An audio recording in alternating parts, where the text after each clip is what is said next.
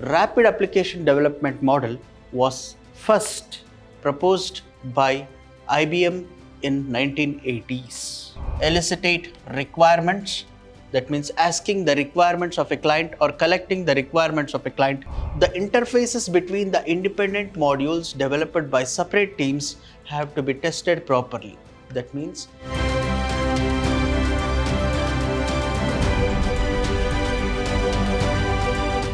hello everyone, it is Dr. Avikumar YB, Department of Computer Science, Vidhyaashram, First Grade College, MYSURU, the Temple of Excellence.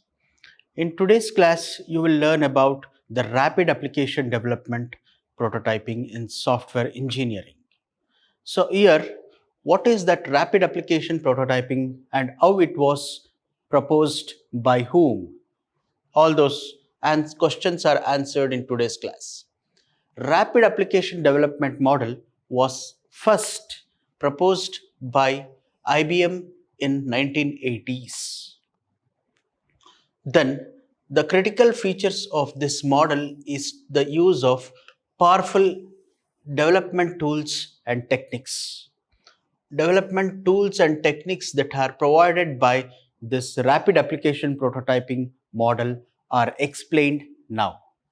Because any of the software project that can be implemented using this model, if the project can be broken down into small modules, wherein each module can be assigned independently to separate teams.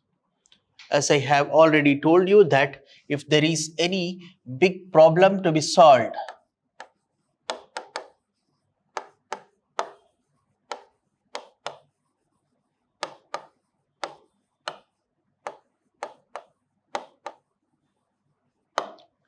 we can do so by splitting the big problem into smaller sub-modules. That means module 1,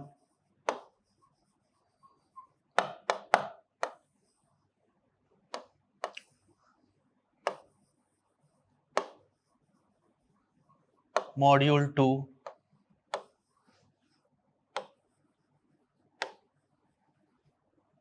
module 3. All these are different types of modules. It is broken down into smaller sub-modules. These modules can finally be combined to form the final product. That means a solution to module 1,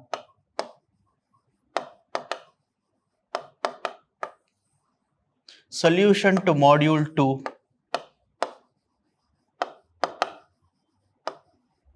and solution to module 3 together gives a solution to a big problem like this. The same thing is explained here. That means development of each module involves the various basic steps as in the waterfall model. Similar to the waterfall model, you will come across different phases in case of rapid application development. That is, the first one is analyzing, then designing, coding, and then testing. These are the essentially important steps which you will observe even in case of waterfall model. The same type of phases are also observed in the rapid application development prototyping model. Another striking feature of this model is a short time span. That means the time frame for the delivery time box is generally 60 to 90 days. That means span of delivery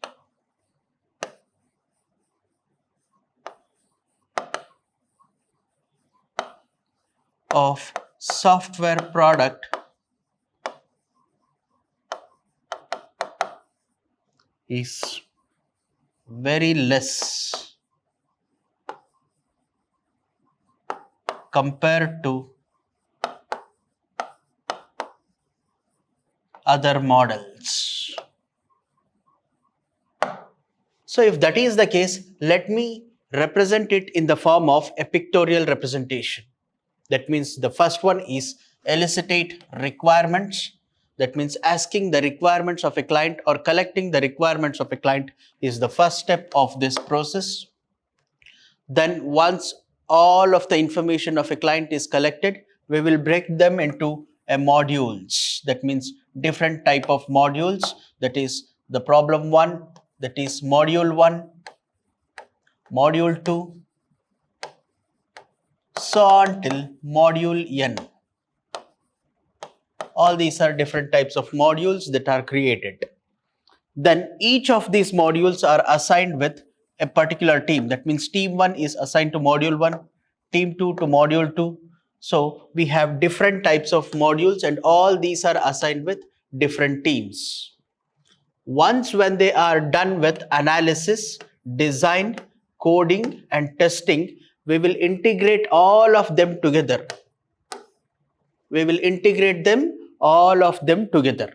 So integrate all these modules into one single module and finally give it to the testing department, wherein they will check the validation process. That means whether all of the requirements of a client mentioned in the elicitation process is met in the testing is going to be cross-verified. Then this also involves the first step. This model involves the 4 basic phases. The first step is requirements planning. What is the meaning of requirements planning? Let me tell you that. That means the use of various techniques used in requirements elicitation like brainstorming, task analysis, form analysis, user scenarios and FAST. Please observe that the FAST is an expansion of this facilitated application development technique. That means the facilities required to develop a project is available with the company or not is going to be tested. That is also considered in case of requirements planning. So that it also consists of the entire structured plan describing the critical data methods to obtain it and then processing it to form the refined model. That is the final model. The second phase of this model also includes user description. What is the meaning of user description? This phase consists of taking user feedback and building the prototype using developer tools. That means the prototype model is built for the description of the users and then it includes the re-examination and validation of the data collected in the first phase. That is the data which is collected from the elicitation phase, requirements collection phase, that is from this requirement planning phase. This also includes the data collected in the first phase and the dataset attributes are also identified and elicited in this phase. That means what are all the requirements of a client? The requirements of a client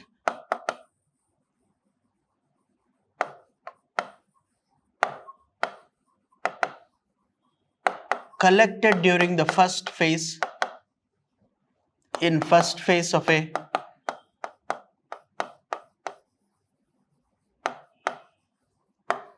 an RAD is used to materialize the fact.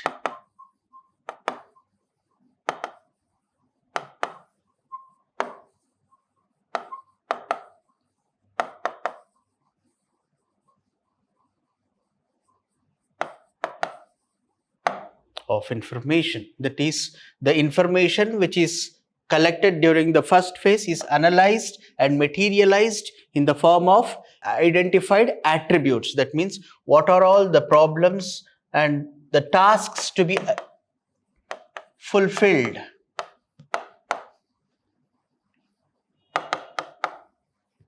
Is done in this phase, that is in the user description phase. In the third phase, that is in the construction phase, we have refinement to the product prototype and delivery takes place. Refinement is done. What is the actual requirement of a client is going to be refined and delivered to him. It includes the actual use of powerful automated tools to transform process and data modules into the final working product. That means automated tools are used to understand, analyze the information which is furnished in the second phase, that is in the user description, into the form of the final delivery of a product. So that all of the requirements specified in the user description is properly met in this construction or not is verified here once by the developer.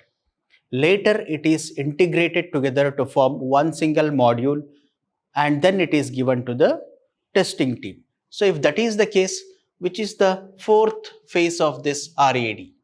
That is cutover. What is the meaning of cutover here? The interfaces between the independent modules developed by separate teams have to be tested properly. That means, as I told you, that they are going to be tested by individual teams at once by the development team. So these they use the powerful automated tools and subparts to make the testing easier. That means each of the modules are tested by the developer to make the ultimate integrated module work as a testable module, which is meeting all of the requirements of a client. This is followed by acceptance testing by the user. That means once it is delivered to the user, where it is going to be tested by the user, that is called as an acceptance testing. That is accepted by the user. So we will call it as acceptance testing. The process of involving building of rapid prototype, that means delivering it to the customer and taking the feedback after the validation by the customer, SRS documentation, all these are finalized. That means in the 4 phases. That is requirements collection, user description, then we have the third type of this is construction, fourth one is cutover. All these are finalized into one single thing. That is involving with the rapid application development. If I say that that is the concept, what are all the advantages of using the rapid application prototyping? The first one is reusable.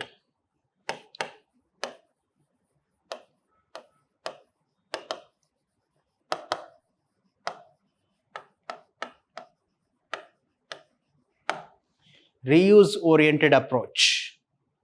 That means any of the existing methodologies which needs to be reused for the other work, that is called as a reuse oriented approach.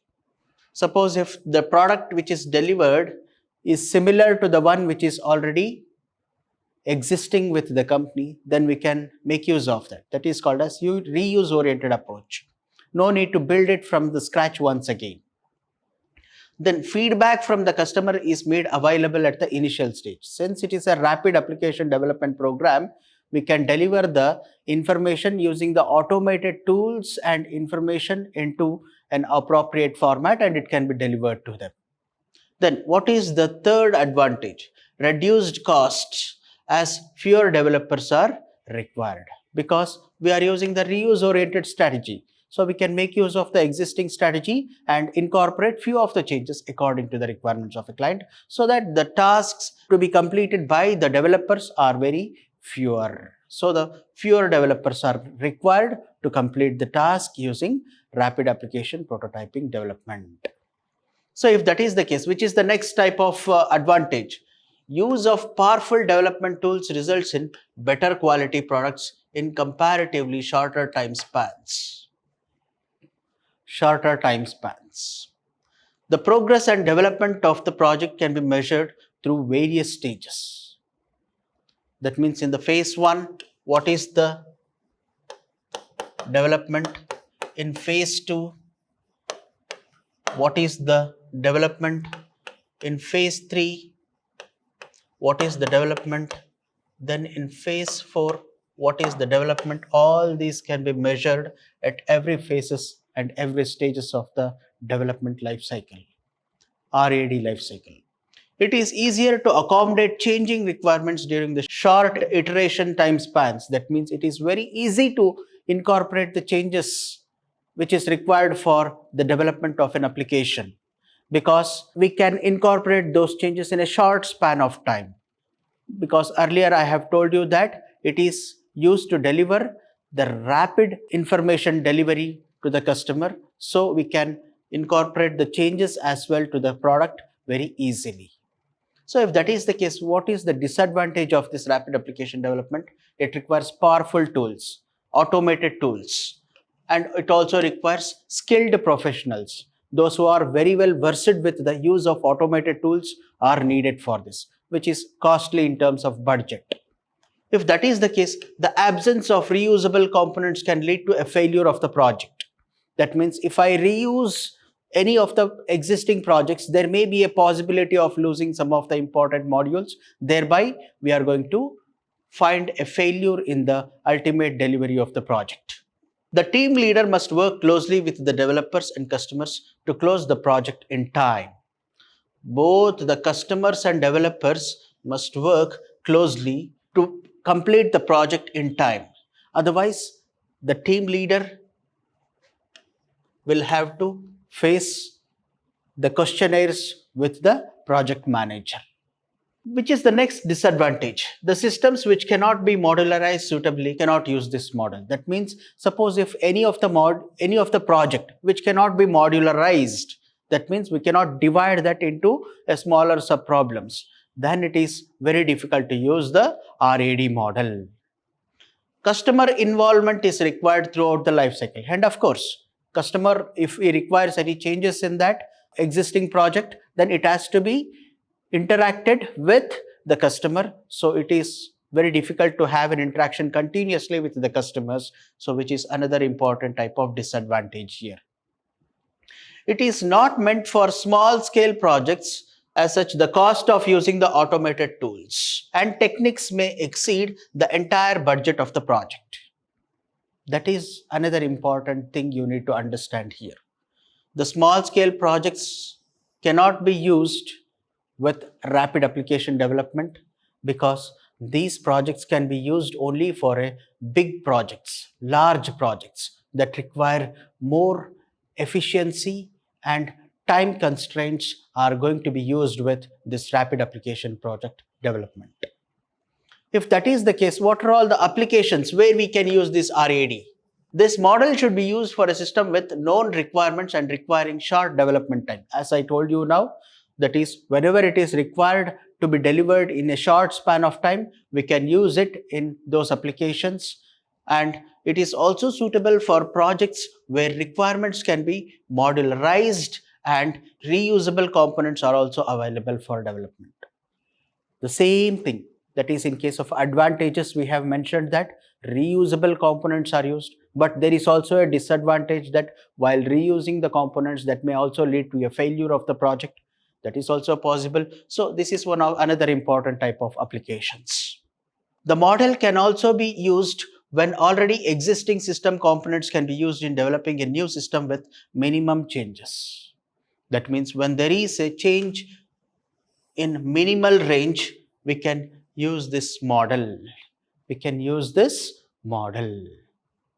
So moving on to the next important type of application, that is, this model can only be used if the team consists of domain experts. That means a technically expertised person must be present to use the automated tools. Then the expert techniques are essential. This is because relevant knowledge and ability to use the powerful techniques is a necessity. Then, which is the next type of this? The model should be chosen when the budget permits the use of automated tools and techniques required. That is called as another important application that requires the use of automated tools and techniques. But the budgetary constraints is also very, very important. When the company is ready to afford the automated tools usage in the development of the software project, then you can use it. That is also another important applications that is involving with the rapid application prototyping development. With this, I am going to conclude my session. Kindly ask me any questions if you have related to the rapid application development techniques. Thank you very much. Thank you one and all.